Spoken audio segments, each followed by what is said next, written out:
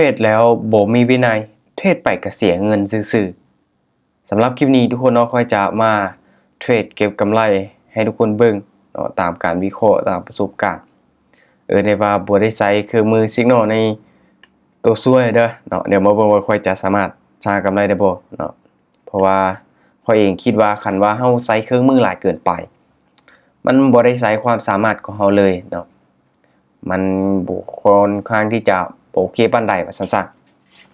ถ้างั้นเฮาเบิ่งสิกนลเนาะเป็นอีกหนึ่งตัวช่วยในการวิเคราะห์แล้วก็ประเมินใส่ความรู้ที่เฮามีว่าซั่นซะเนาะคือข้อยเองเข้าไปแล้ว3ออเดอร์ในรอบเช้าเนาะพอดีคิดขึ้นมาได้ว่าอยากเฮ็ดคลิปเนาะแชร์แบ่งปันให้กับทุกคนเลยค่อยเข้าไปออเดอร์แรกนี่พลาดออเดอร์ที่2วินและออเดอร์ที่3เสมอเนาะได้ว่ากำไร27เหรียญค่อยเอาต้นทุนมา 2,000 เหรียญเนาะตอนนี้ได้แล้ว27เหรียญเนาะ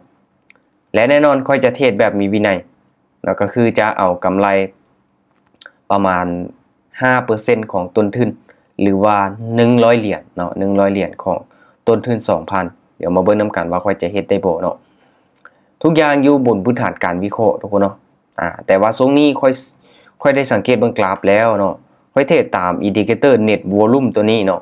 มันค่อนข้างที่จะได้ผลเลยเนาะช่วงนี้ก็ได้ผลเนาะมันเป็นแท่งๆสลับดี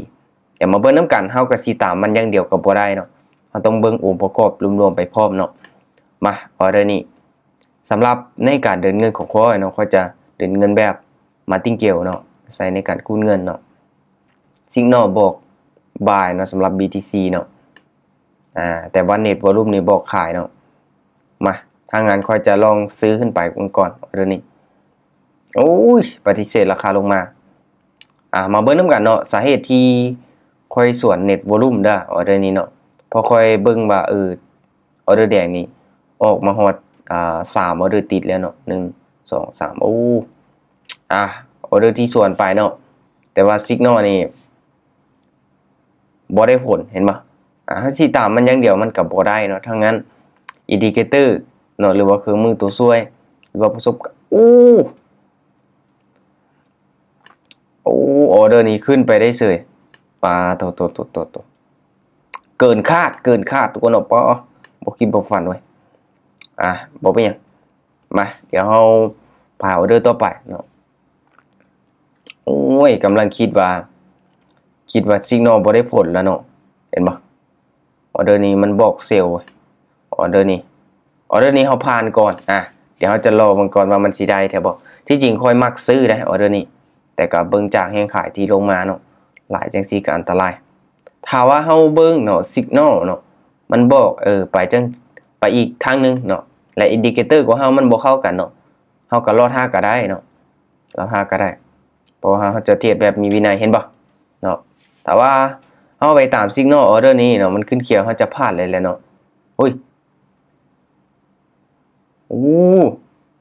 ลงมาได้เสยเข้าตามสิกนลเด้เนาะนี่ถือว่าได้ผลอยู่เนาะมาถ้างั้นเดี๋ยวเฮาจะลองเบิ่งอีกเนาะ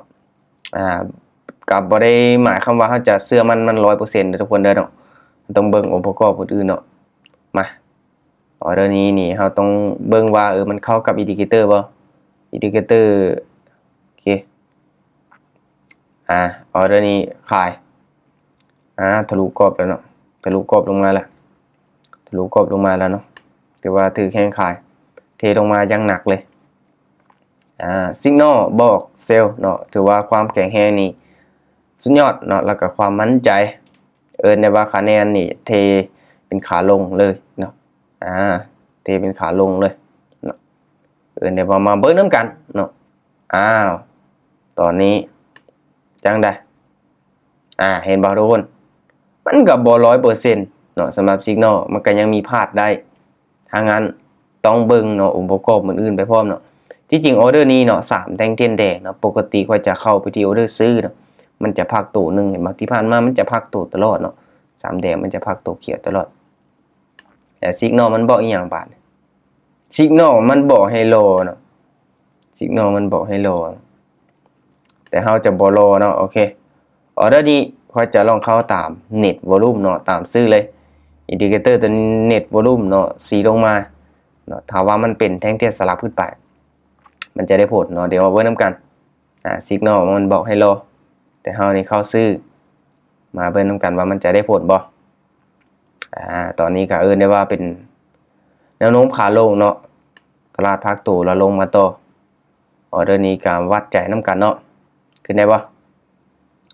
โอ้ค่อนข้างที่จะนิ่งเลยโอเคผ่านไป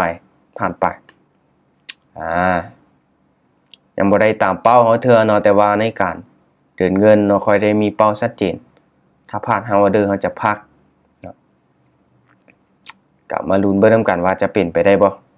เบิ่ง signal เนาะ signal บอกซื้อเนาะโอเคปานกลางเนาะความมั่นใจโอเคถ้างั้นออเดอร์นี้โอเคเฮาขายเลยออเดอร์นี้มาเมื่อกี้นี้เข้าออเดอร์ซื้อเนาะแต่ว่าออเดอร์นี้ขายออเดอร์นี้ลงตาม net volume เนาะอินดิเคเตอร์ net volume ตัวนี้เนาะสีขึ้นเนาะเอาขายลงมาเบิ่งนำกันในว่าส่วน signal อีกบันนึงมาลุ้นเบิ่งนำกันทุกคนเนาะว่ามันจะเป็นจังได๋ออเดอร์ที่3แล้วลงมาได้ค่อยเชื่อมันว่าลงมาได้นี่เห็นบ่ทุกคนเนาะก็ได้ว่าบ่มีหยัง 100% เนาะสิไปตาม signal อย่างเดียวมันก็บ่ได้เนาะ60 30 60 120โอเคตอนนี้กำไร79แล้วเนาะอีกไม้นึงเนาะอีกออเดอร์นึงเทรดแบบมีวินัยเนาะการรักษาวินัยของเฮานี่สำคัญที่สุดละในการเทรดเนาะมีเป้าได้เป้าเสียให้มันชัดเจนโอเคออเดอร์นี้ขายออเดอร์นี้บ่ได้เบิ่ง signal เลยเนาะแต่ว่าเราเบิ่งจากแนวโน้มเบิ่งจากอินดิเคเตอร์เนาะมันบอกได้ว่าที่ขายมาแบบชัดเจนเลยเนาะสำหรับออเดอร์นี้บ่มีหยังที่เป็นไปได้ละนอกจากขายอย่างเดียวเนาะออเดอร์นี้ก็ได้ว่ามั่นใจสุดละเนาะ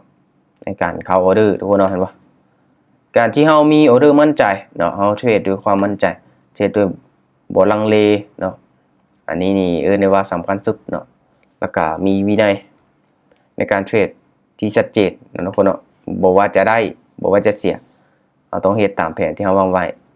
กำไรตามเป้าเนาะกำไรตามเป้าอาจจะไปออเดอร์ใหญ่แน่เอาต้นทุนมาหลายแน่เนาะแต่ก็พอเหมาะหรือว่าสมควรเอาเพียงแต่ 5% เนาะ 5% เท่านั้นของต้นทุนเนาะเห็นบ่อันนี้คือที่เฮาเข้าออเดอร์ไปเนาะเข้าออเดอร์ไปพลาดไป3เสมอไป1วินไป4อัตราชนะก็อยู่ที่ 50% เนาะก็ได้ว่าโอเคแล้วเนาะใน1รอบของค่อยได้ว่าเทรดรอบเช้าเนาะสำหรับมื้อนี้มื้อใดที่ตื่นเช้าก็ได้เทรดรอบเช้าได้เบิ่งตลาดเนาะเป็นตาเทรดรอบเช้าเฮาก็เทรดคันว่า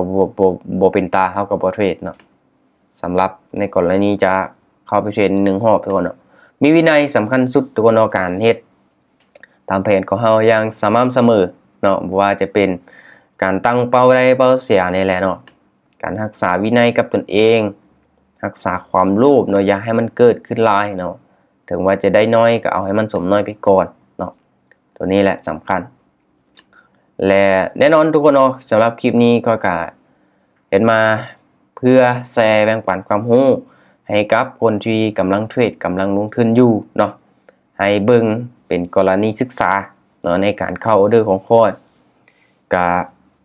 ทุกอย่างอยู่บนพื้นฐานการวิเคราะห์เนาะข้อยเองก็บ่ได้รู้อนาคตเนาะล่วงหน้าว่ามันสิวินหรือว่ามันสิเสียเนาะแต่เราต้องเซฟเราต้องบริหารความเสี่ยงเนาะในการเข้าออเดอร์ของเราบริหารให้มันดีๆเนาะ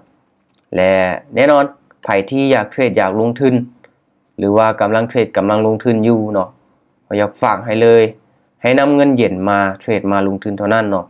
ห้ามเอาเงินฮ้อนมาเทรดมาลงทุนเนาะเอาเงินส่วนหนึ่งของตนเองเนาะ 5% 10% ที่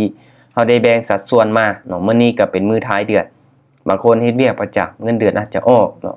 อย่าเอาเงินเดือนทั้งหมดของเฮามาทุ่มกับมันเนาะให้เฮาแบ่งเงินส่วนหนึ่ง 5% 10% เนาะบ่ให้เกินหั่นมาเทรดมาลงทุนเนาะเพราะว่ามันค่อนข้างที่จะมีความเสี่ยงสูงหลายเนาะคันว่ามันเสียไปแล้วมันจะเดือดร้อนในการใช้ชีวิตของเฮาคันว่าเฮาเอาเงินร้อนมาเทรดเนาะทางนั้นก็อยากฝากให้เลยเนาะต้องหนักแน่นสำหรับตัวนี้ โอเคทุกคนเนาะก็ย้ำว่าทุกๆการลงทุนมีความเสี่ยงเนาะ